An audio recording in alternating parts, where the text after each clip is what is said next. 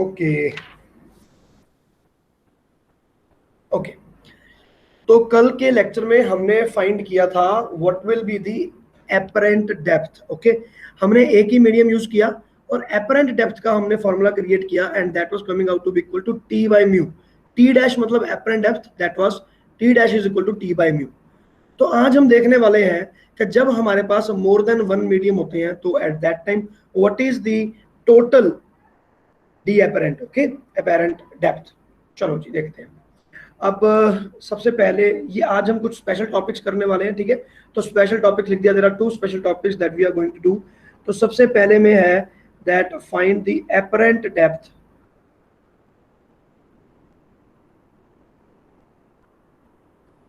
Apparent depth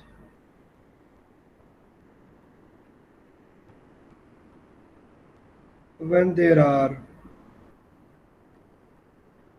more than one fluids, fluid कह लो, slab कह लो या कुछ मर्जी कह लो, ठीक है। डोंट गेट इनटू टेक्निकलिटीज, ठीक है।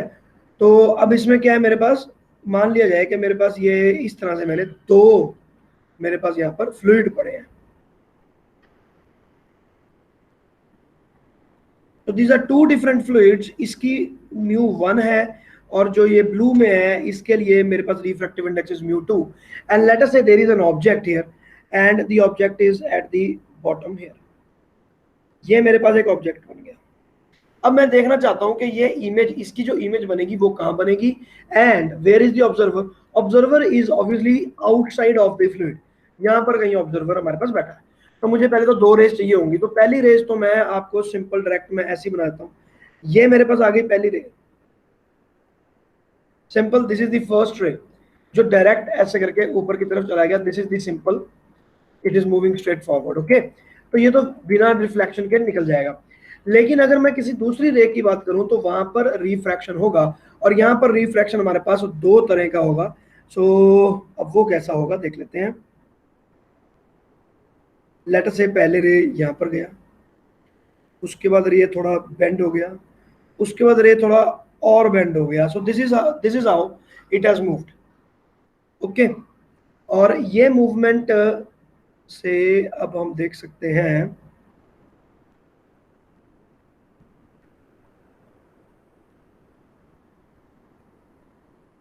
ठीक है। अब देखो आप, तो यहां पर मेरे पास बनेंगी अब दो इमेजेस बन जाएंगी, ठीक है।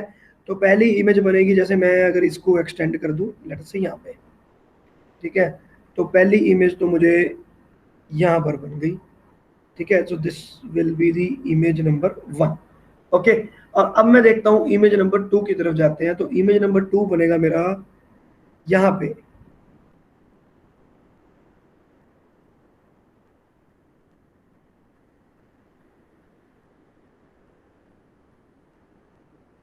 ओ, ओ, ये तो इसके अंदर ही घुस गया। चलो एनीवेज, कहीं पे भी चला जाए हमें उससे फर्क नहीं पड़ता। देखो ये इमेज यहाँ पर बन रही है, आपको लगेगा कि ये दूसरे फ्लूइड में बन रही है, बट ये दूसरे फ्लूइड में नहीं बन रही, ठीक है। इस बात को आपने ध्यान देना है, मैटर नहीं करता हमारा ये कहाँ बनती है, I2।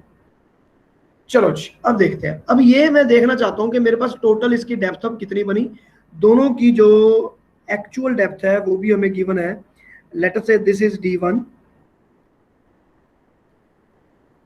एंड लेट अस से दिस इज D2। ये D1 और D2 हो गया। तो अब मैं देखना चाहता हूँ कि इसकी ये वाली लेंथ क्या है, जो अब यहाँ से लेकर यहाँ तक अगर हम जाएंगे तो what will be that D actual, ठीक है। वो मुझे फाइंड करना है, मतलब I2 की, where is the I2 from the surface of the fluid, that is D apparent. तो वो मुझे फाइंड करनी है। चलो देखते हैं। अब ऐसे सिस्टम में हमें कैसे करना होता है बेटा, इस बात को आपने ध्यान रखना, प्रोसीजर को भी आपने ध्यान में रखना है और फॉर्मूले को भी ध्यान में रखना है, ठीक है। सबसे पहले प्रोसीजर, तो अब मैं यहाँ पर एपरेंट डेप्थ का फॉर्मूला यूज करूंगा और डायरेक्टली एपरेंट डेप्थ का फॉर्मूला यूज करता हूँ। तो सबसे पहले मेरे पास जो डी एपरेंट आया वो क्या है, फॉर इमेज 1 डी एपरेंट, या डी एपरेंट की जगह पे मैं लिखता हूँ normal shift, that will be better.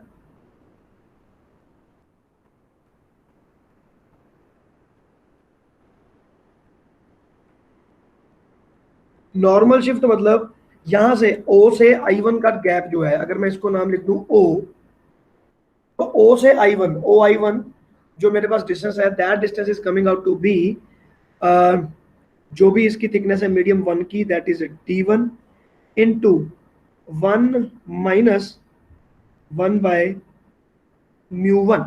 Simple terms, normal shift का मैंने पुराना फार्मूला यूज किया और मैंने मान लिया कि मेरे पास बाहर कोई और इमेज था ही नहीं, या बाहर कोई और मेरे पास मीडियम था ही नहीं। अच्छा, यहां पर मेरे पास गलती हुई। देखो यहां पर अगर मैं रिफ्रैक्शन करवाऊंगा बेटा, तो यहाँ पर μ1 है और μ2 दोनों है, तो मुझे यहाँ पर रिलेटिव लेना पड़ेगा। रिलेटिव लेना पड़ेगा मतलब मुझे यहाँ पर 2 लिखना पड़ेगा।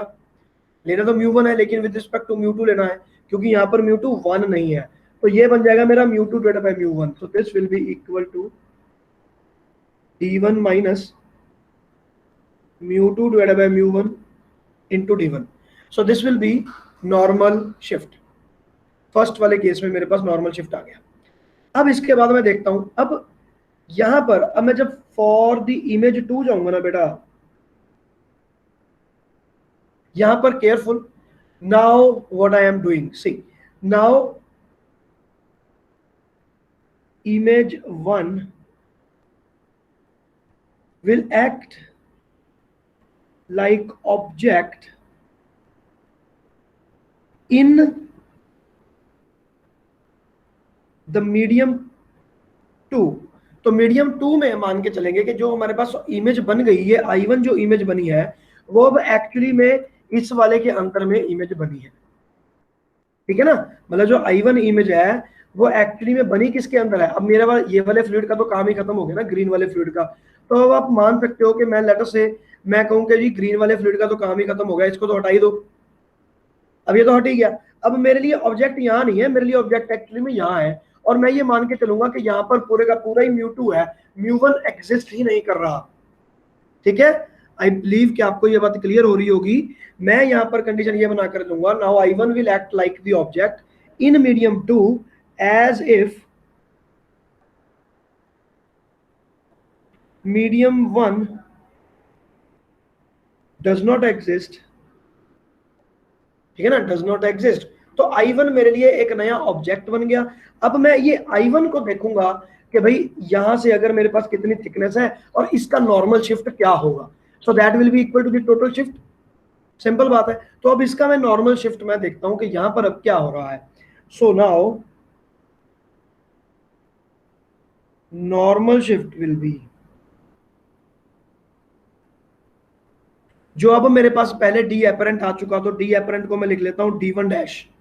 ठीक है भाई, D1 वाले केस में जो मेरे पास आया D1 dash is D apparent. ये अब इसकी थिकनेस होगी ना, यहाँ से I1 से लेकर ये वाले पॉइंट तक, आप इसको मान लो L लिख लेता हूं मैं, मतलब आउटर लेवल। तो बेसिकली ये है O से लेकर I1, O से लेकर I1 जो डिस्टेंस है मैं उसको फाइंड करना चाहता हूँ, D1 एपरेंट। ये आपका पूरा हो गया। और नॉर्मल शिफ्ट में हम क्या करेंगे, 1 माइनस 1 डिवाइडेड बाई μ2। अब ये किसको मैं, ये वाला कौन सा फार्मूला है, ये बिल्कुल सेम फार्मूला है जो मेरे पास नॉर्मल शिफ्ट का यहाँ पर था।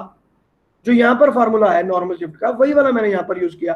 दी ओनली थिंग इज के नाउ यहाँ पर अगर μ2 है तो बाहर वाला यहाँ पर इंटरेक्शन किसका हो रहा है, यहाँ पे दो मीडियम है, एक का ये और एक ये, तो बाहर वाले का रिफ्रैक्टिव इंडेक्स इज 1। तो मैं यहाँ पर अब सिर्फ और सिर्फ μ2 लूंगा।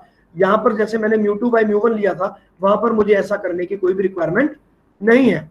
तो ये मुझे यहाँ पर ऐसे मिलेगा। तो यहाँ पर मैं लिख देता हूँ कि इसका refractive index is equal to 1। Okay, चलो। तो अब जो D1 डैश है वो मुझे फाइंड करना पड़ेगा। ये तो मेरे पास नॉर्मल शिफ्ट है, तो D1 डैश बेसिकली क्या है, L से लेकर I1।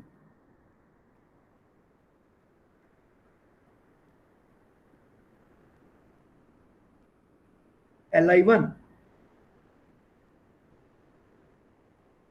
अब LI1 के किसके बराबर आएगा, देखो अब LI1 आएगा आपके टोटल थिकनेस यहां से लेकर यहां तक, D1 प्लस D2 में से मैं ये नॉर्मल शिफ्ट को माइनस कर देता हूं, तो मेरे पास LI1 आ जाएगा। तो LI1 can be written as D1 plus D2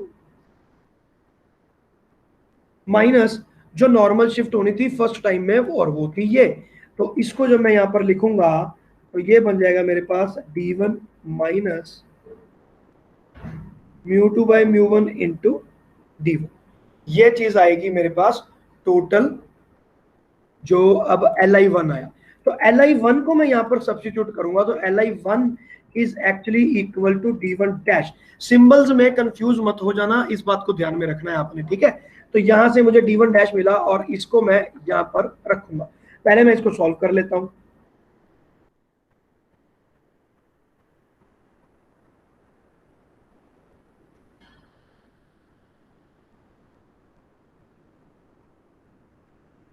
तो D1 डैश मेरे पास आ गया D2 plus μ2 divided by μ1 into D।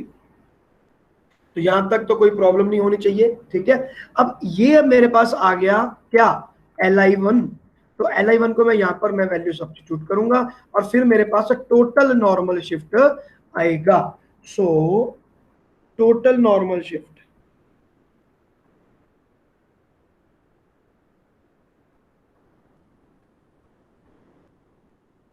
Total normal shift will be equal to, इसको मैंने अब सब्स्टिट्यूट कर दिया, ठीक है। ये मान लो मेरे पास आ गया 3, ये आ गया 2, तो ये मैंने 3 को 2 में सब्स्टिट्यूट किया, ठीक है ना। तो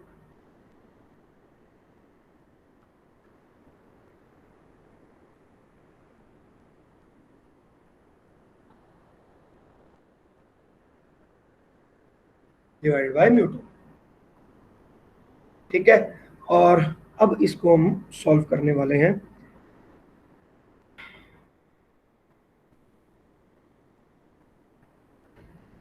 गड़बड़ कर दी क्या, wait a minute. D1 dash, D1 dash तो मेरा यही आना था। D1 dash is D1 plus D2 total minus the normal shift, ये वाला। तो ये मेरे पास क्या आया, D2 प्लस इस, यही तो आया, ये बिल्कुल करेक्ट है। D2 प्लस ये वाला आ गया D बाई म्यू, बिल्कुल सही है, ठीक है। और ये यहीं पे ऐसे ही यूज होगा, इसमें कोई दो राय नहीं, ये बिल्कुल एग्जैक्ट आ रहा है, कोई भी गलती नहीं है। इसी को हमें सॉल्व करना है बेटा, ठीक है। चलो देख लेते हैं आगे क्या आएगा, फिर देखते हैं। तो अब ये आ गया D2 plus μ2 D1 divided by μ1 into μ2 minus 1 divided by μ2, और μ2 को अब यहाँ पर मैं मल्टीप्लाई करने वाला हूँ। तो मेरे पास ये आ जाएगा D2 divided by μ2 plus D1 divided by μ1 into μ2 minus 1, so that will be total normal shift।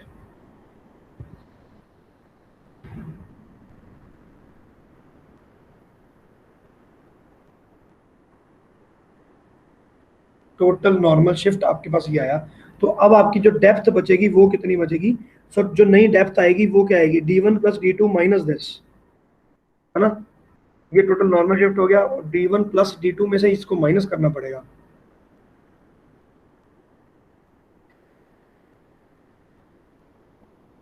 चलो वो भी कर लेते हैं। ओके, सो अपेरेंट डेप्थ हमें देखनी है।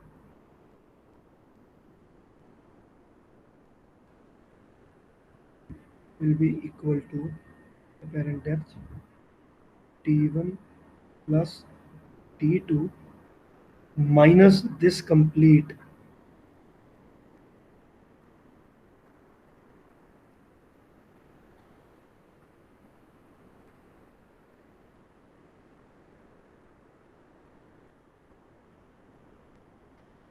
लग रहा है कुछ गड़बड़ कर दी है मैंने।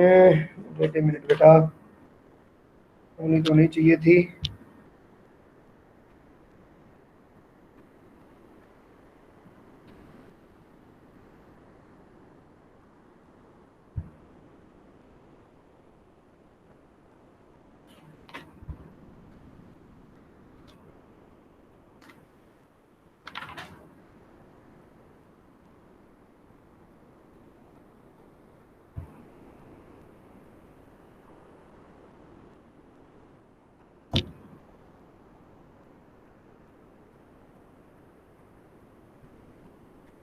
वेट ए मिनट, कुछ गड़बड़ हो गई है, थोड़ा ध्यान से 2 minute.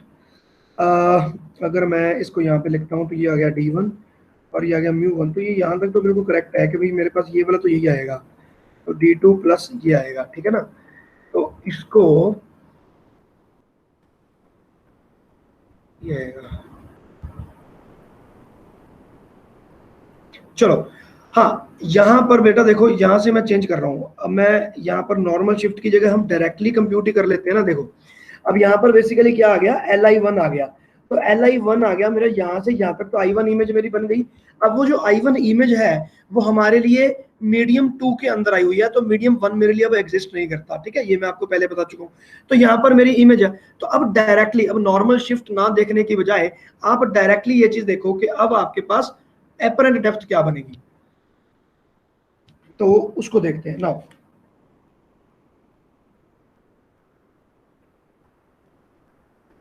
So total apparent depth जो है, अब एपरेंट डेप्थ का फॉर्मूला क्या होता है मेरे पास, जो भी आपके पास थिकनेस है divided by mu of that medium. तो ये बनेगा मेरा d1 dash divided by mu two, simple. और यहाँ पर उस रिलेटिव रखोगे तो 1 ही आएगा, तो d1 dash divided by mu two.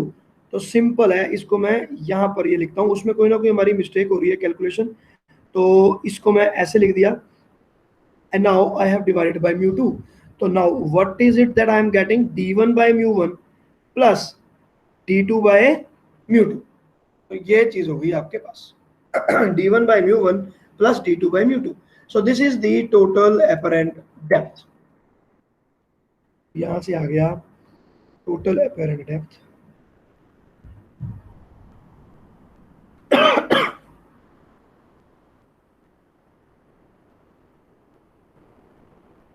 so total apparent depth will always be equal to d1 by mu1 d2 by mu2। और जितने मीडियम हैं उन सबको हम यहाँ पर ऐड कर देंगे, हमारे पास टोटल उसका आ जाएगा कि भाई अब टोटल जो उसकी एपरेंट डेप्थ है वो कितनी बन रही है। बेटा ये यहाँ तक क्लियर होगी बात। देखो मैंने गलती क्या की थी, मैंने यहाँ के बाद ना मैं नॉर्मल शिफ्ट के अंदर एंटर कर गया, और नॉर्मल शिफ्ट निकालने के बाद मुझे लगा कि टोटल थिकनेस में से मैं माइनस कर लूंगा, लेकिन उसकी रिक्वायरमेंट नहीं है। जब मेरे पास एपरेंट डेप्थ का एक्चुअल फार्मूला पड़ा है तो मैं डायरेक्ट उसमें वैल्यू पुट कर देता हूँ। तो मैंने इसमें डायरेक्ट वैल्यू पुट कर दी। दो यहाँ पर मेरे पास फार्मूले यूज हो रहे हैं, एक फार्मूला यूज हो रहा है नॉर्मल शिफ्ट का, तो सबसे पहले मैंने यहाँ पर नॉर्मल शिफ्ट करके बता दिया कि I1 कहाँ बनेगा, और उसके बाद मैंने बोल दिया कि I1 अगर ये है और ये टोटल डिस्टेंस मुझे पता है, म्यू2 इसका रिफ्रैक्टिव इंडेक्स है, so what will be the D apparent now. तो ये मेरे पास बन गया D apparent. So this is the total D apparent. बच्चे यहां तक बात क्लियर हो गई क्या? Is it okay? हाँ भाई डन है। अब देखो, हाँ जी। अब इसके बाद देखते हैं, तो इसके बाद हम देखेंगे कि what about the effective refractive index, क्या ये भी हम फाइंड कर सकते हैं? रिफ्रैक्टिव इंडेक्स, मान लो इसका हमने म्यू मान लिया, तो इफेक्टिव रिफ्रैक्टिव इंडेक्स फाइंड करने के लिए हम अपने आप को ये कहेंगे कि भाई जो मेरे पास एक्चुअल जो फॉर्मूला है वो ये है कि D apparent should be equal to D actual divided by the mu. तो ये वाले फार्मूले को मैं यूज करता हूं। तो डी अपेरेंट मेरे पास मुझे पता है कि कहां पर है, वो ये रहा, और डी एक्चुअल क्या है, वो d1 प्लस d2 है। तो वहां से मैं म्यू फाइंड करूंगा। तो कैसे फाइंड होगा देखो, so mu is equal to D actual divided by the apparent. So the actual is d1 plus d2, now divided by d apparent is d1 by mu1 plus d2 by mu2। ये मेरे पास बन गया mu equivalent, या फिर आप कह सकते हो इफेक्टिव म्यू, कि अगर मेरे पास ऐसे हैं तो मैं इनको मान सकता हूं कि d1 प्लस d2 की एक ही स्लैब है और उसका रिफ्रैक्टिव इंडेक्स कितना है, उसका रिफ्रैक्टिव इंडेक्स इतना है, तो अपने आप ही वहीं पर इमेज बनेगी जहां पर अभी बनी। Is it okay? लेकिन इसको क्या मैं और भी आगे उसको कर सकता हूं? देखते हैं सिंपलीफाई अगर होता है तो सबसे पहली बात तो है ये आपके पास आ गया जी म्यू का फार्मूला। लेकिन अब मैं इसे फर्दर सिंपलीफाई कर रहा हूं कि अगर मैं ये कंडीशन ले लूं कि d1 is equal to d2, then mu effective will be equal to, ये आ जाएगा मेरे पास 2d डिवाइडेड बाय d को मैंने लिया common, 1 by mu one plus 1 by mu two. d और d यहां से दोनों के दोनों कैंसिल हो रहे हैं, and it is coming out to be this. And what is this? This is the harmonic mean of the two mediums. याद रखना ये फॉर्मूला आपके पास दो कंडीशन है इस फॉर्मूले के ऊपर। पहली कंडीशन है कि there are only two mediums, तीसरा मीडियम नहीं है, ठीक है ना। और D1 is equal to D2 only for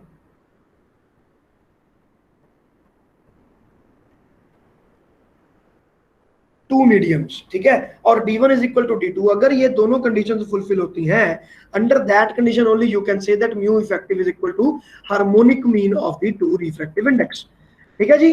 तो ये आपके पास आ गया इफेक्टिव रिफ्रैक्टिव इंडेक्स के लिए, ये आ गया आपका टोटल अपरेंट डेप्थ के लिए। तो इस तरह के अगर कोई आपके पास क्वेश्चन आते हैं तो कैसे करने हैं, फॉर्मूले को आप याद करो या ना करो, दैट इज वन थिंग। याद कर लो तो बहुत अच्छी बात है, एंड रिजल्ट हमें अगर याद है तो अगर बीच में कभी गलती होती है ना तो हम पकड़ लेते हैं। जैसे अगर मैं करता हूँ तो मुझे एंड में जाते जाते पता चल जाता है कि यार कोई गलती हो रही है। वो क्यों होती है, क्योंकि मुझे एंड रिजल्ट पता है, मुझे पता है कि यार इस तरह के कुछ ऐसी ऐसी इक्वेशन बननी चाहिए, उस चीज को आपने ध्यान में रखना है। तो इसलिए एंड रिजल्ट भी याद रहे तो ज्यादा अच्छा। दूसरी चीज, ये जो प्रोसीजर है इसको आपने ध्यान रखना है। जब मैंने I1 रखा, देखो बेटा ध्यान दो, जब मैंने I1 बनाया तो मेरे लिए वो वाला मीडियम जो था वो एग्जिस्ट ही नहीं करता, ऊपर वाले के बारे में मुझे सोचना ही नहीं है। हाँ, ये वाली म्यू जो है वो रिलेटिव लेनी है मुझे, ये मुझे ध्यान में रखनी है। अदरवाइज मेरे लिए ये वाली जो हुआ उसके बारे में मुझे कोई भी फर्क नहीं पड़ता।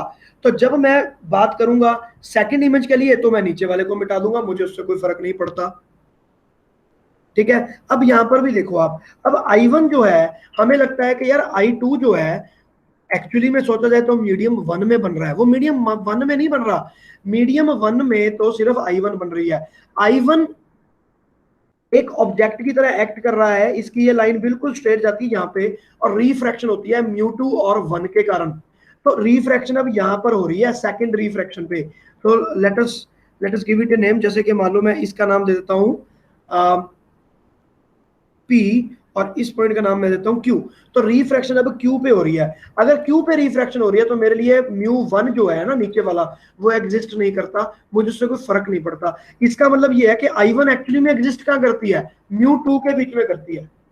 तो म्यू2 आपका एक्सटेंडेड है, आपने ये असम्पशन लगाकर चलना है, और उस असम्पशन के चलते आपने I2 की एग्जैक्ट लोकेशन फाइंड कर लेनी है, ठीक है। So this is how we do it. एक इमेज बना ली, फिर दूसरी इमेज, फिर तीसरी इमेज। जो बड़े न्यूमेरिकल्स आते हैं आपके बोर्ड के एग्जाम में भी बड़ा ही आएगा इसमें से क्वेश्चन, ऐसा नहीं है कि सिर्फ ऑब्जेक्टिव्स में ही आएगा, उसमें भी और मुश्किल क्वेश्चन आएंगे आपको बोर्ड एग्जाम में। उसमें भी जो क्वेश्चन आएंगे ना, उसमें आपकी 2 3 4 5 इमेजेस बनेगी, पहली I1, फिर I2, फिर I3, फिर I4। और उनको हमें ऐसे करना है, पहले I1 बना लो, फिर उसको ऑब्जेक्ट बना लो, फिर I2 बना लो, फिर उसको किसी और चीज के लिए ऑब्जेक्ट बनाओ। सो this is what will happen, okay. चलो जी, अब चलते हैं हम इसके आगे। तो ये चीज मेरे पास हो गई बेटा, तो ये हो गया एपरेंट डेप्थ। तो this is the first part of today's lecture. चलो अब चलते हैं हम इसके आगे। Now what is the second part, second part is when the observer is located away from normal. तो अब क्या होगा, देखो अब है मेरे पास एक और, अब मैं अभी तक तो जो मैंने ऊपर जितने भी फॉर्मूले अभी तक ड्राइव किए हैं, इन सब के ऊपर एक कंडीशन लगी हुई थी कि they are para axial. Paraxial का मतलब है कि जितनी भी रेज हमारे पास गई थी दे वर ऑलमोस्ट पैरेलल। मतलब मुझे देखेंगे सभी, मतलब कि मछली जो है उसको मैं ऐसे ऊपर से देख रहा हूं ऐसे, तो मछली नीचे, और मैं ऐसे करके ऊपर से नीचे देख रहा हूं, तो there is a very very minute angle, तो that angle is theta tending to zero. अगर थीटा टेंडिंग टू जीरो है only then I can use this formulas, but अगर थीटा टेंडिंग टू जीरो नहीं है तो क्या करेंगे, अगर मैं ऐसे टेढ़ा होकर देखने लगा तो क्या करेंगे। So that is what we are now going to do. तो ये बिल्कुल एक डिफरेंट टॉपिक आपके पास आ रहा है। चलो जी, तो इसमें हम देखते हैं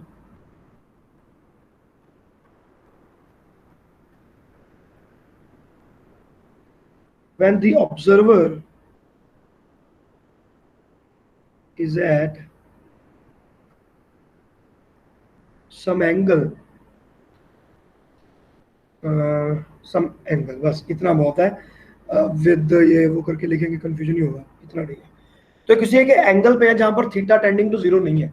तो अब इमेज कैसे बनती है, अब देखना है बेटा, ध्यान से सुननी है बात, बहुत इंपॉर्टेंट बात है, ठीक है ना। चलो जी, अब हम यहाँ पे बनाएंगे डायग्राम।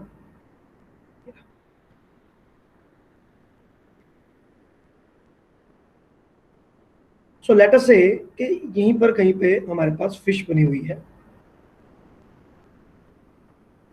लेट अस से यहां पर मेरे पास फिश है,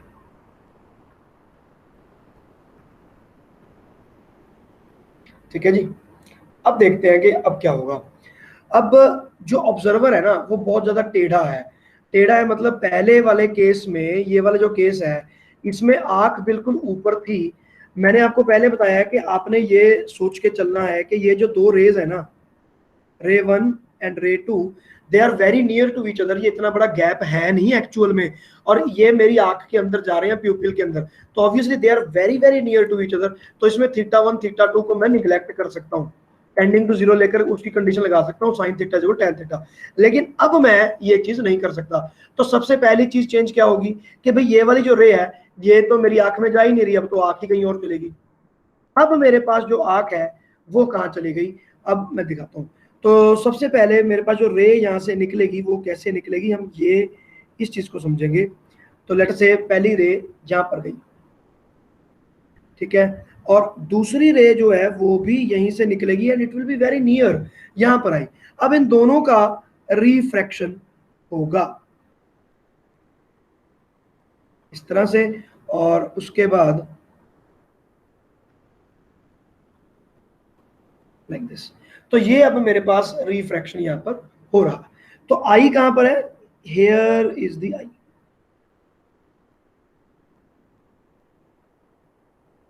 is it okay? So here is the observer. Observer कहाँ है इसी बात पे ही तो डिपेंड करता है कि रिफ्रैक्शन कहाँ होगी, कितनी होगी, कैसे होगी, ये वो सारी बातें यहीं से डिपेंड करती हैं हमारे पास, ठीक है। चलो जी अब हम चलते हैं इसके आगे। अब देखते हैं कि इमेज कहाँ पे बनेगी। तो मैं इस चीज को एक्सटेंड करूंगा, या फिर इसको मैं ऐसे एक्सटेंड,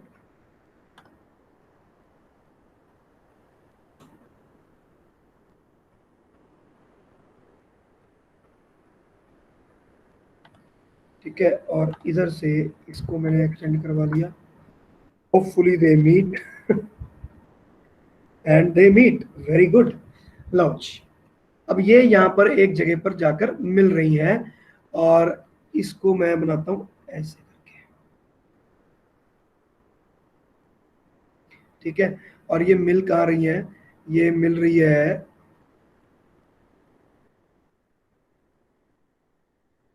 यहाँ पे।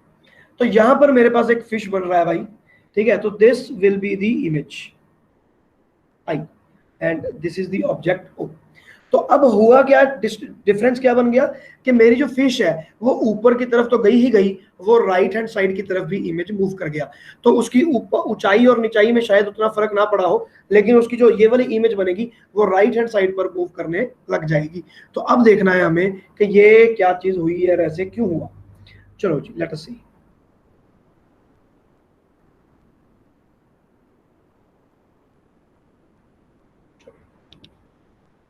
ठीक है, तो अब हम देख लेते हैं। अब हमें इसमें एंगल बनाने पड़ेंगे, और यहां पर मैं लाइन बना रहा हूं ये वाली।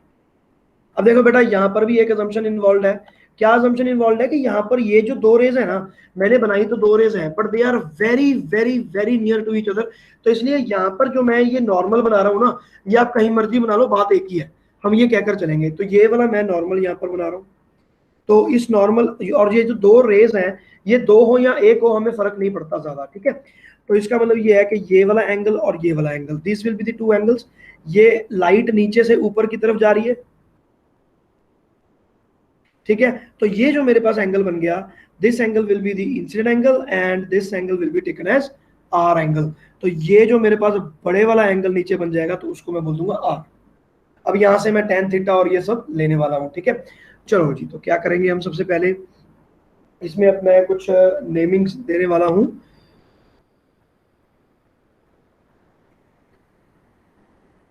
बेटा जी समझ में आ रहा है कि नहीं आ रहा? हाँ जी सर। ये ए, ये वाले डिस्टेंस को मैं नाम लिख दिया मैंने पी। तो ये हो गया मेरे पास ए और ये हो गया मेरे पास पी, ठीक है। और अब ये यहाँ पर आ गया। अब इसकी जो हाइट बनी है उसमें भी मुझे नाम देने पड़ेंगे अलग अलग। तो सबसे पहले तो मैं देता हूँ ये जो एक्चुअल डेप्थ है, इसको, तो लेट अस से इसको मैं लिखता हूँ कैपिटल एच और दूसरी वाली चीज को मैं लिखता हूँ स्मॉल एच। ये मेरे पास स्मॉल एच, ठीक है। तो अब तो tan थीटा और ये सब मुझे फाइंड करना है, तो ट्रायंगल बनाओ भाई, पहले कहाँ पे बनेगा, ये रहा स्मॉल एच, तो इसको मैं यहाँ ले जाऊंगा, तो इसको यहाँ पे, तो ये वाली लाइन को मुझे मीट करवाना होगा। So let us make it like this, ठीक है। चलो हम ये मान लेते हैं कि ये इमेज ना थोड़ी सी नीचे जाकर बनी थी, यहाँ पर बनी थी इमेज, तो हमने मान लिया कि इमेज यहाँ बनी थी, ठीक है। तो हाइट थोड़ा एच इधर हो जाएगा, इतना ही फर्क पड़ेगा।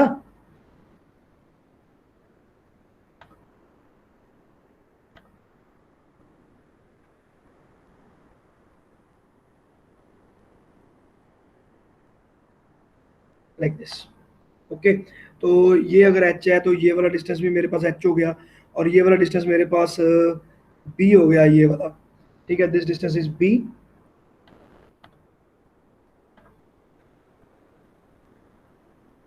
ठीक है जी। तो ये डिस्टेंस बी हो गया, तो ये तो मेरा ट्रायंगल बन गया। और ये वाला एंगल जो है, ये वाला एंगल मेरे पास आर है। तो सबसे पहले चलो नाउ हियर जो हॉरिजॉन्टल हॉरिजॉन्टल शिफ्ट जो है ऑब्वियसली वो ए माइनस बी है, हॉरिजॉन्टल शिफ्ट। और जो वर्टिकल शिफ्ट है वो मेरे पास क्या आ जाएगा, जो एपरेंट डेप्थ आएगी वो आएगी एच, ठीक है। तो इसमें मैं लिखता हूं, अब मुझे एच फाइंड करना है, ठीक है। तो चलो, तो ए और बी हम देखते हैं। तो from over triangles,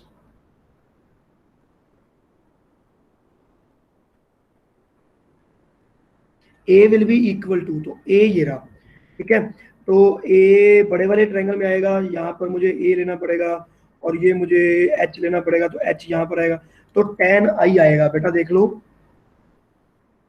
tan i, तो tan i will be a divided by capital H, तो capital H multiply by tan i. बेटा जी अगर इसमें कोई डाउट है तो बोलो। लो जी, दोनों मैंने आपके सामने लिख दिए। कहाँ से लिखे, ये रहा ए बी। तो ये छोटे वाले ट्रायंगल को आप पहले देख लो, तो ये वाला एंगल क्या है, आर।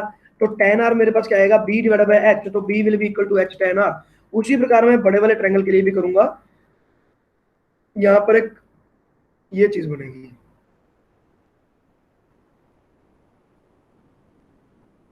ये देखो। तो अब ये मेरे पास बन जाएगा ए, और यहाँ पर जो कैपिटल एच आना था वो आएगा कैपिटल एच।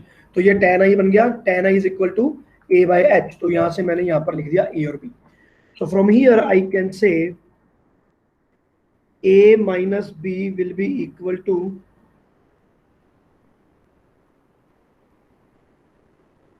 अब यहाँ पर थीटा निगलेक्ट नहीं कर सकते, आई और आर बहुत बड़े एंगल है, तो बहुत बड़े एंगल होने के कारण यहाँ पर मैं tan i is equal to sine i नहीं लगाऊंगा कहीं पे भी, ठीक है ना। लिमिट वाली कंडीशन, इस चीज को आपने याद रखना। अब मैं इसको डिफरेंशिएट कर रहा हूँ,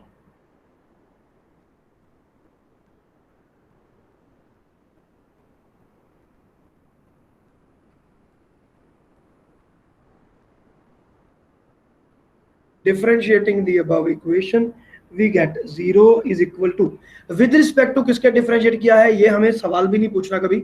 क्यों, क्योंकि आप विद रिस्पेक्ट टू किसी मर्जी कर दो, जब एक जगह पर जीरो आ गया ना तो dt जो है ना वो ऊपर उठ जाएगा। अब विद रिस्पेक्ट टू x करो, विद रिस्पेक्ट टू t करो, विद रिस्पेक्ट टू कुछ मर्जी करो। तो ये मेरे पास आ गया h, और tan का होता है सीकेंड स्क्वायर i, तो यहाँ पर मैं di लिख दूंगा simple, minus h tan r, तो tan का बन जाएगा secant square r into d r, ठीक है। तो यहां से मैं स्मॉल h की वैल्यू निकालूंगा, h will be equal to capital H into secant square i divided bye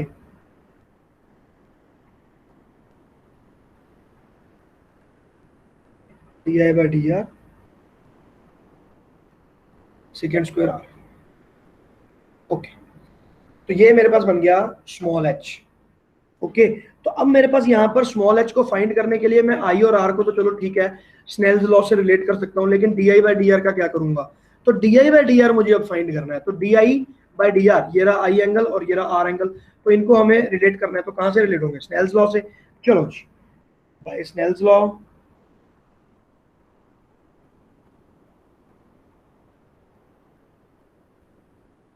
we have, अब अंदर से आना है और इसका रिफ्रैक्टिव इंडेक्स म्यू है और बाहर मान लो नहीं है तो वो 1 है रिफ्रैक्टिव इंडेक्स, ठीक है, ये वाला म्यू है, तो ये आ जाएगा mu into sine i will be equal to sine r, mu into sine i will be equal to sine are.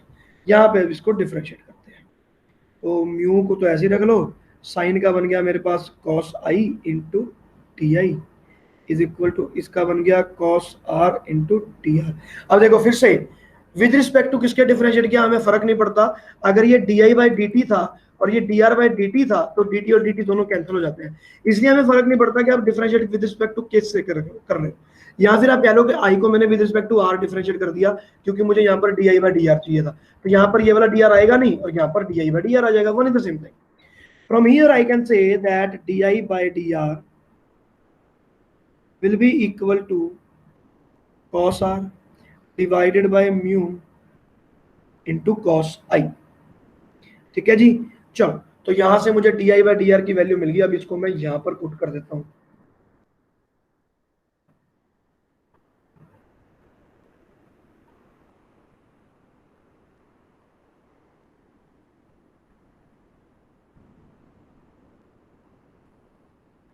substituting 2 in 1, h is equal to capital H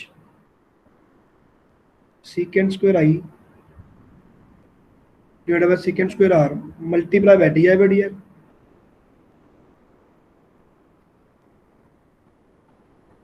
mu into cos i, ठीक है। अब अगर मैं इस secant को अगर मैं cos की टर्म्स में लिख लूं, ठीक है, वेट अ मिनट, अगर मैं इस सीकेंट को कॉस की टर्म्स में लिख लूं तो मेरे पास ये आंसर बन जाएगा कैपिटल एच और म्यू आएगा नीचे, ठीक है, और सीकेंट को कॉस की टर्म्स में लिखा तो ये आ जाएगा कॉस आर डिवाइडेड बाय आ जाएगी कॉस आई और यहाँ पर आ जाएगा क्यूब, तो H by mu cos r divided by cos i इसका होल का cube, so this is the end result, तो ये आ गया मेरे पास एच।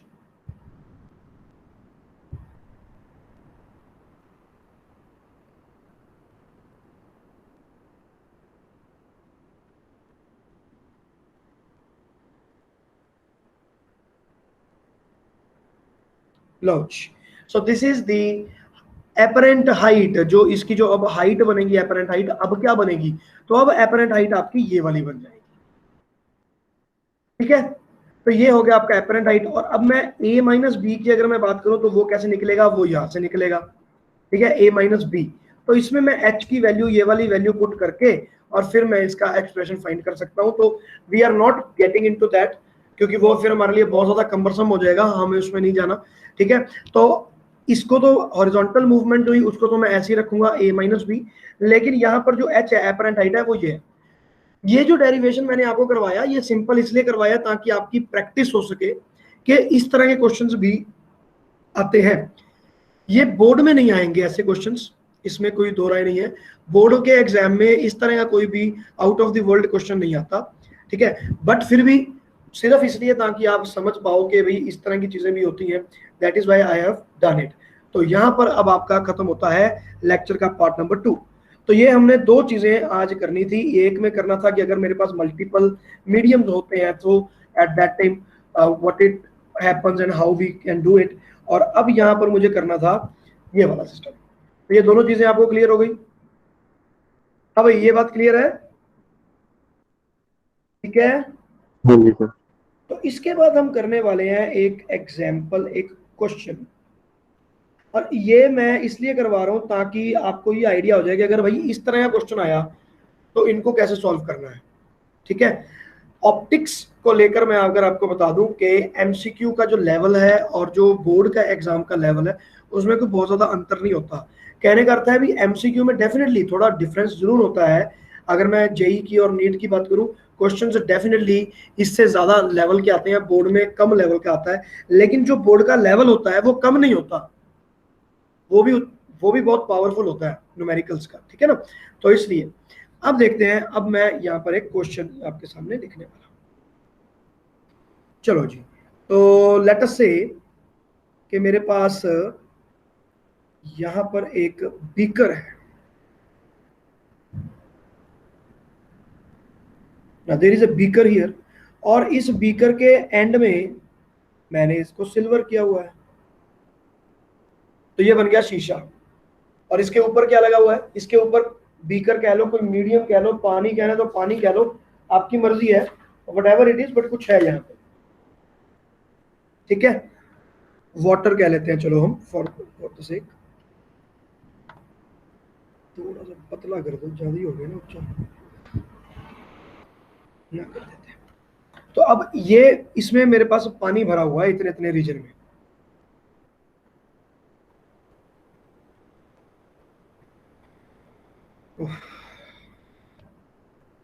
ठीक है। और there is an object here, ये मेरे पास बन गया, यहां पर मेरे पास ऑब्जेक्ट है। Now what is the question, ये देखते हैं आप, ठीक है। Now the question is, the vessel having perfectly reflecting plane bottom is filled with the water and the refractive index of the water is given by 4/3, ठीक है। तो refractive index 4/3 है इसका, पानी का 4/3 होता है 1.33 फॉर येलो कलर, ठीक है। और इसकी डेप्थ गिवन है, and the depth is D,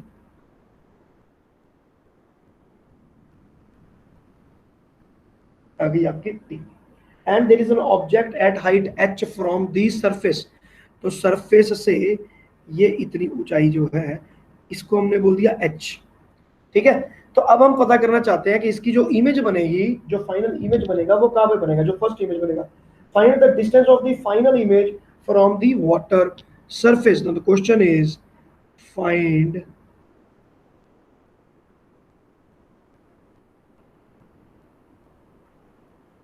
the final image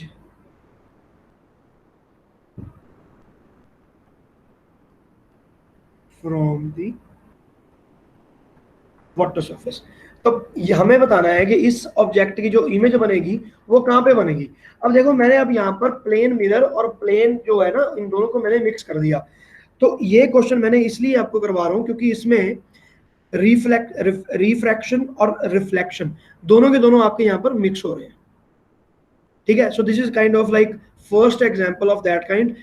आगे आने वाले एग्जाम में या प्रैक्टिस जब आप करोगे तो आप पाओगे कि यार इसमें तो बहुत ही ज्यादा कॉम्प्लेक्सिटीज इन्वॉल्व है। आगे तो कर्व्ड सर्फेसेस आने वाले हैं, कर्व्ड लेंसेज आने वाले हैं, तो कनकेव लेंस होगा और उसके अंदर पानी भरा होगा, तो इस तरह की चीजें भी आपको फेस करनी पड़ेंगी, तो वो सब चीजें आपने देखनी है यहाँ पे। तो इसको सॉल्व करने के बेटा हमारे पास दो मेथड है, ठीक है ना। तो method number 1,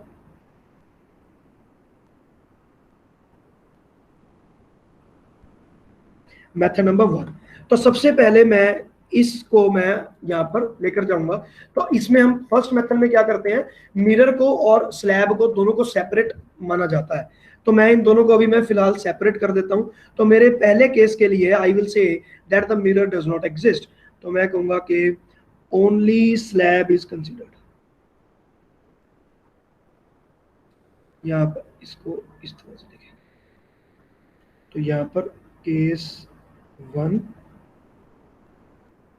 only slab is considered. तो अब अगर ओनली स्लैब इज कंसीडर्ड है तो मेरे पास ये शीशा यहां पर नहीं होगा,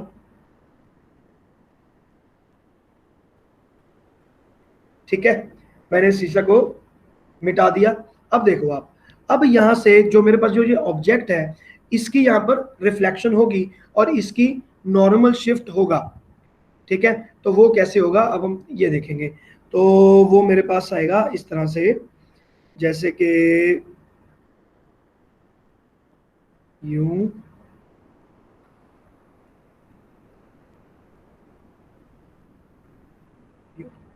ठीक है। So what kind of normal shift it has same is this,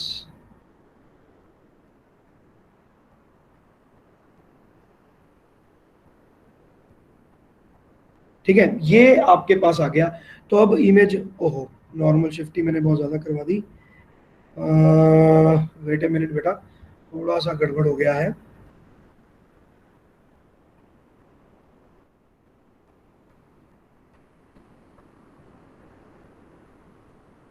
मुझे लग रहा है स्लैब को थोड़ा पतला करना पड़ेगा, वेट अ मिनट।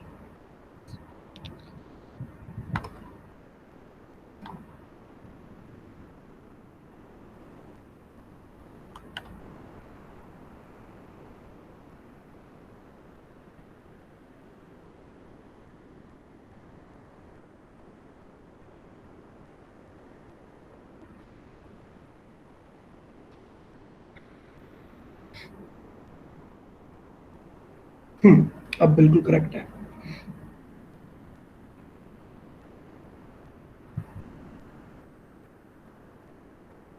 ठीक है, तो अब मेरे पास जो यहाँ पर ऑब्जेक्ट बन रहा है, वो इमेज बन रही है, वो यहाँ बन रही है, तो ये बन गई मेरे पास इमेज 1। ठीक है, तो पहली इमेज तो मेरे पास ये होगी, और यहाँ पर जो ये शिफ्ट हुआ वो मुझे पता है कि कितना शिफ्ट हुआ। अब यहाँ पर आपने ध्यान देना है बेटा, ये डिस्टेंस क्या है, ये बताओ, what is this distance? X. X is the normal shift. तो नॉर्मल शिफ्ट वो जो यहाँ पर नॉर्मल शिफ्ट हुई है, वही वाली नॉर्मल शिफ्ट ये है। तो मैं वहीं से ये चीज उठाने वाला हूं। सो नाउ नॉर्मल शिफ्ट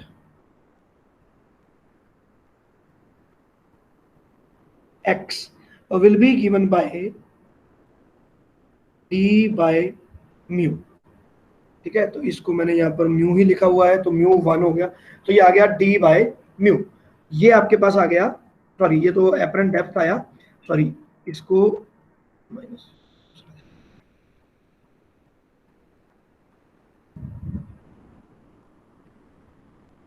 ठीक है ना, ये चीज आ गई। तो ये आ गया आपका नॉर्मल शिफ्ट, के भी शिफ्ट कितना हुआ, तो ये आपका नॉर्मल शिफ्ट आ गया। तो अब यहाँ पर देखो, अब ये मेरे पास इमेज बन गई ना I1। अब ये मेरे मिरर के लिए ऑब्जेक्ट हो जाएगा। तो अब मैं बाकी सब चीजों को गायब कर दूंगा और मेरे पास यहाँ पर बनेगा एक मिरर। तो जैसे कि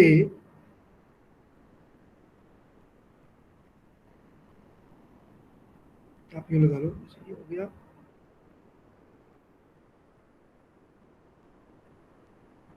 अब मैंने यहां पर मिरर लगा दिया। So now for me the slab does not exist. Now the slab does not exist, ठीक है ना। तो कहने का मतलब ये है कि जब यहां पर मैं केस 2 की तरफ जा रहा हूं,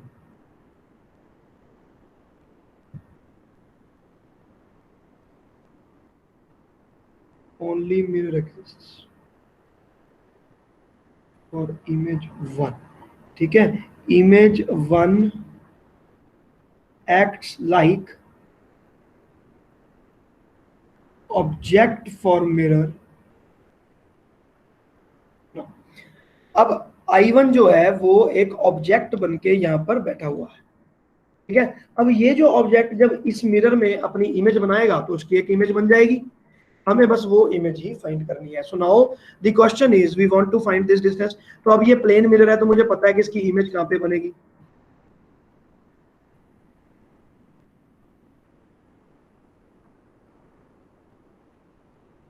ठीक है, तो अब ये प्लेन मिरर है, तो इसकी मुझे इमेज पता है कहाँ बननी है, और वो बनेगी यहाँ पे। जितना डिस्टेंस यहाँ होगा उतना ही डिस्टेंस आगे होगा। प्लेन मिरर तो मेरा सेम ही है ना। ये लो जी, तो यहां पर मेरे पास इमेज बन गई, तो I will call this as image 2। So this is the final image. Okay, अब ये फाइनल इमेज हो गया। अब देखो आप, अब मैं चाहता क्या हूं, मुझे क्या चीज फाइंड करने की अभिलाषा है। मैं ये क्वेश्चन क्यों कर रहा हूं, ये इसलिए कर रहा हूं क्योंकि ये जो डेप्थ है मेरी, this is what I want in the question. तो क्वेश्चन मेरा ये है कि what is the depth of the mirror of the image, final image from the surface of the water. This is what I am suppose to find. तो इसको अब हम कैसे फाइंड करेंगे देख लेते हैं। तो ये जो मेरे पास रह गया गैप छोटा सा, ये वाला गैप मुझे तकलीफ देगा, या फिर इस मैं सरफेस में देखूं तो ये वाला मुझे पता चली गया। तो this is equal to the distance of the image. तो डिस्टेंस ऑफ द इमेज पहले आप फाइंड कर लेते हैं क्या आएगा। So distance of the image, तो इसको मैंने नाम दे दिया, लेट अस इस पॉइंट को m, ये वाले पॉइंट को मैं नाम दिया m, और इसको मैं लेवल है तो इसको मैं नाम देता हूँ L, अपर लेवल। ठीक है, तो ये हो गया L, तो ये ML हो गया। ये वाला पॉइंट तो I1 है, ये वाले को मैं बोलूंगा O। सबके नेमिंग हो गई। तो अब मैं फाइंड करना चाहता हूँ ये वाला डिस्टेंस।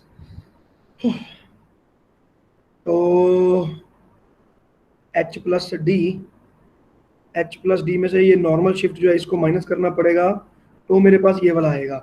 तो इस डिस्टेंस को I1M,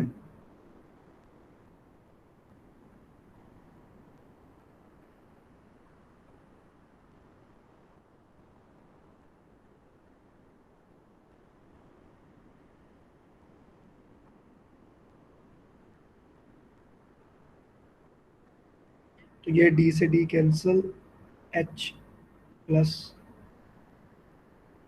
डी बाई म्यू। तो ये क्या चीज है, H plus D by mu. ये this is the distance of the image one which is now acting like a object for the mirror. तो ये मैं कह दूंगा डिस्टेंस बिटवीन दी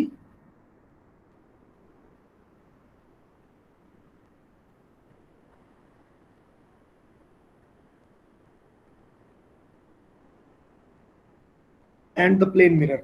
तो प्लेन मिरर में और इसमें ये डिस्टेंस है। बेटा जी समझ में आ रहा है कि नहीं समझ में आ रहा, बोलो भाई। अगर आप में से कोई भी ऐसा जो कह रहा है नहीं समझ में आ रहा तो बोलो, दोबारा से सुन रहा हूं।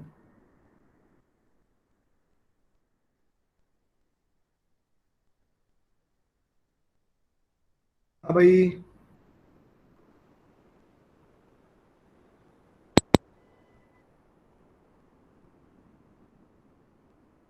मुझे किसी की आवाज नहीं सुनाई दी। आ गया सर समझ। ठीक है, तो ये आ गया। तो ये मेरे पास डिस्टेंस हो गया I2M। I2M मतलब M पॉइंट से लेकर I2। तो अब मुझे तो ये वाला लेवल चाहिए था, तो मैं इसमें क्या ऐड करूंगा, ये D को ऐड कर दूंगा। सो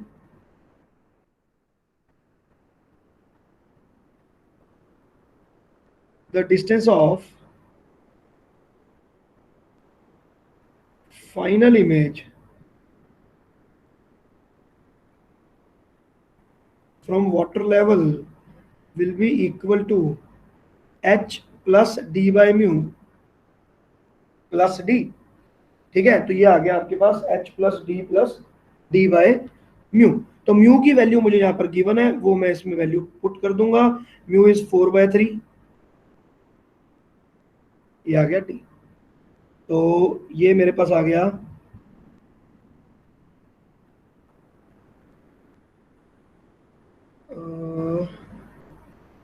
अरे फिर से कुछ झोल हो गया क्या।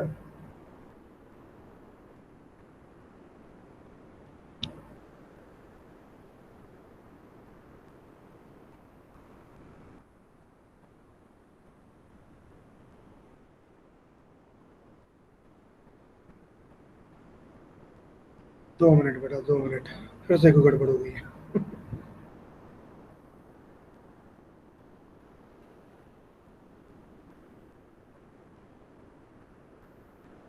ओके, इस इमेज की एक फर्दर इमेज बनेगी। ओ माय गॉड, ये मैंने क्या शुरू कर दिया।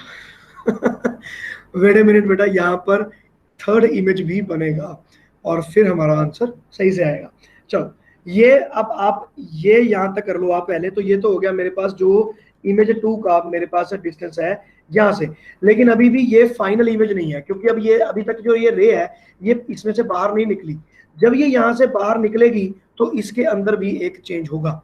देखो दिखेगा कैसे, ये लाइट यहाँ जाएगी और उसके बाद फिर ये लाइट फर्दर मूव करेगी ऐसे। तो यहाँ से लाइट गई, यहाँ से लाइट गई, फिर ये ऊपर गई और फिर ये यहाँ गई। तो अब देखो, पहले यहाँ से रिफ्रैक्शन हुआ तो उसके कारण यहाँ पर इमेज बन गया।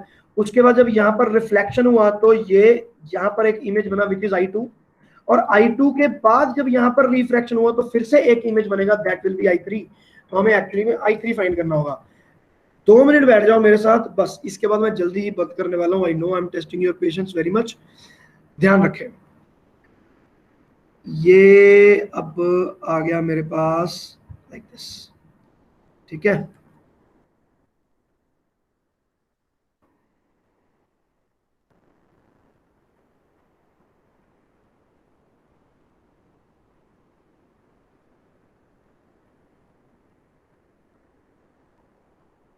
ठीक है जी, ये हो गया। अब देखो, अब यहां पर जो ये इमेज बन गई ना, now this image is coming out to be image 3। अब स्लैब में से फिर से शिफ्ट हुआ तो अब I2 जो है, now this will become another object for the slab. देखो क्या क्या चीजें हुई हैं बेटा, पहले तो आप ये देखो इस रे के साथ, सबसे पहले रिफ्रैक्शन नंबर 1, तो यहां पर मैं यूं लिख रहा हूं, ये देखो ये आ गया रिफ्रैक्शन नंबर 1, फिर यहां पर रिफ्लेक्शन नंबर 2, अब फिर यहां पर रिफ्रैक्शन नंबर 3। तो तीन यहां पर चीजें लाइट के साथ हुई, तीन इमेजेस बनी। तो फाइनली जो मेरे पास रे निकली वो ये वाली रे निकली, जिसने यहाँ पर एक इमेज को बनाना है, provided that is all everything is happening in paraxial range. तो मुझे लगेगा कि मेरे पास I3 पर इमेज बन चुकी, तो ये वाली शिफ्टिंग भी मुझे करनी है। तो अब I2 तक तो मैं पहुंच गया हूँ, हो रहा है ये, ठीक है। अब देखते हैं, अब इसमें से नॉर्मल शिफ्ट मुझे करना है, तो एपरेंट डेप्थ जो है अब वो फिर से मुझे फाइंड करनी पड़ेगी, मेरी फाइनल इमेज कहां पर बनेगी। तो यहां तक तो आ गया, तो यहां पर मुझे लिखना पड़ेगा case 3। Now case 3 again refraction, ठीक है। अब मैं मान के चलूंगा there is no mirror and I2 is acting like object for water। अब वाटर के लिए I3 एक तीसरी इमेज बन गया वहां पर। तो अब यहां पर फिर से मेरे पास एपेरेंट शिफ्ट होगा, और मैं यहां पर फाइनली अब मैं फाइंड करूंगा द एपेरेंट डेप्थ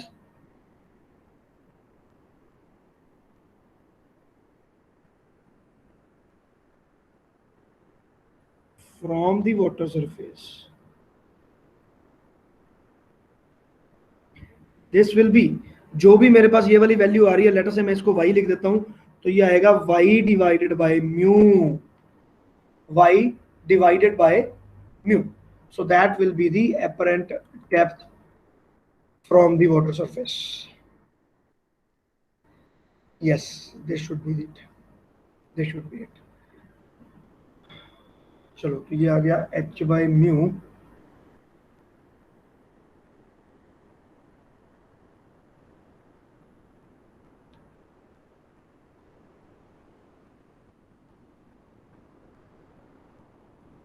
इसको मैं लिखता हूँ 7d/4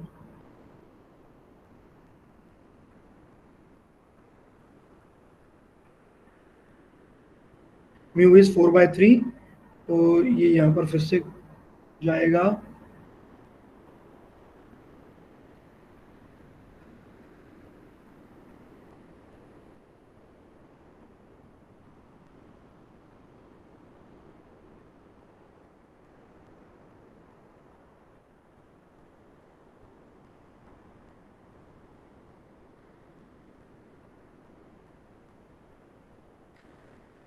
चलो, ठीक है बेटा जी। तो ये आपके पास बन गया फाइनल रिजल्ट। तो अब इस क्वेश्चन में हमारे पास क्या आया, देखो यहाँ पर मेरे पास तीन इमेजेस बन रही हैं। सबसे पहले मैं यहाँ से ये वाली रिफ्लेक्शन करवाया, तो यहाँ पर मेरे पास बन गई इमेज नंबर 1। उसके बाद यहाँ पर रिफ्लेक्शन होने के कारण यहाँ पर मेरे पास एक इमेज बन गई, ठीक है। सो that will B image number 2। और इस इमेज नंबर 2 को फिर से मैं इस सॉलिड के अंदर लेकर जाऊंगा, वाटर के अंदर लेकर जाऊंगा, तो उसके कारण फिर से इसकी एक एपरेंट डेप्थ बनेगी। सो that will B Li3। So Li3 is this distance. तो आज हमारा टाइम काफी हो गया बेटा, तो मेथड 2 भी करना था हमें, लेकिन चलो वो वाला मेथड हम बाद में देखेंगे। सो this is method number 1। Method number 2 will be done tomorrow, और फिर देखते हैं हम इसका क्या कर रहे हैं, ठीक है ना। तो आपने अब ये सारी चीजें देख लेनी है, जो ये वाले मेरे पास फार्मूलाज आ गए। So we have completed these special topics. चलो ठीक है बेटा, किसी को कुछ पूछना है तो पूछ सकते हो, अगर आपको कोई डाउट है तो। एनीथिंग?